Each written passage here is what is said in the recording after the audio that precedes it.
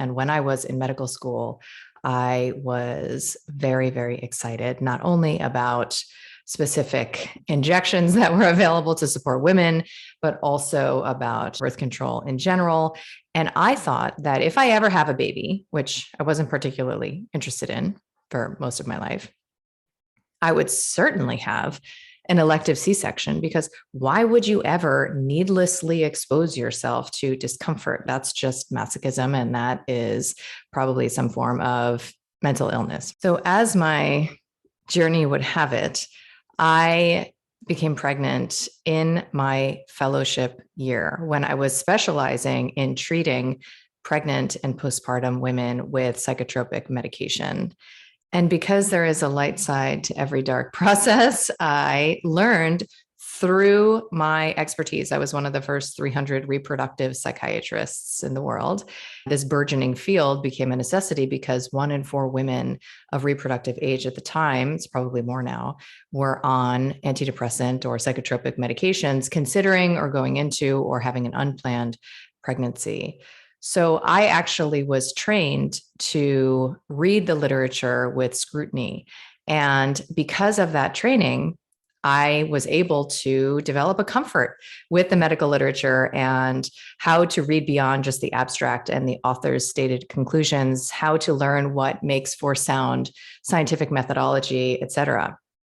I approached not only my pregnancy, but childbirth through the lens of top tier science. And it was through that experience that I came to the conclusion that obstetrics, which is a field I had considered going into because of my native feminist impulse, obstetrics is predicated largely on what's called consensus medicine. So what you will experience as a patient, the kind of treatments and interventions that you will be delivered are not actually based on the best scientific evidence that's available. They are based on what most people are doing. What is convention? What is the doctor-related consensus around what is acceptable? This raised a lot of red flags for me because of my interest in studying the literature, which came from a place in me of my kind of shadowy know-it-all part. I said, I'm going to research for myself what is the safest kind of a birth that I could have. And I'm going to research every single intervention because I'm already comfortable researching. That led me with my first pregnancy to have a natural birth. And I was literally still eating McDonald's at the time. So it's not like I was some like crunchy bohemian woman trying to commune with her sisters in some orgasmic process of bringing forth life into the world with the sage burning in the corner. That was absolutely not where I was. And I had a natural birth in a birthing center because I decided, based on the available literature, that that was actually the safest birth that I could have.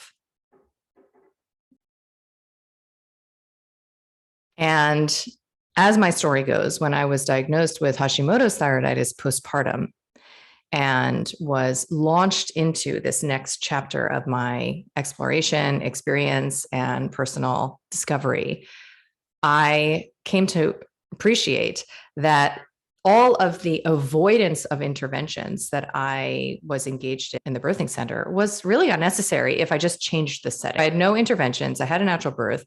And there was a vigilance that was required on the part of me and the father of my children. We decided, based on the available literature, also based on the culture of holistic health that I was coming into because of my interest in resolving my own autoimmune condition, to have a home birth. And I remember when I was in labor at home, staring out the window and feeling this energy move through my body, feeling this intensity move through my body. I remember feeling connected to every woman who has ever had this experience since the dawn of time and held in that fabric of feminine power. That was my initiation to myself. The experience of that moment in the liminal space where I looked up at my midwife and I said, how much longer? I don't know if I can do it. That ego death and moving moments deeper into the process to welcome my daughter into the world, into our arms in my own living room, was a reclamation, the order of which I am only now beginning to understand. And that is what I would like to highlight today.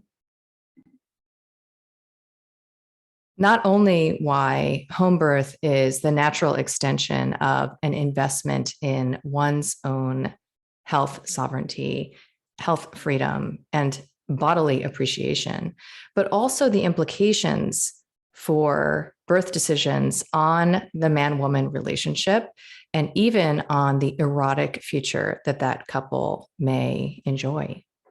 And a lot of people having this conversation.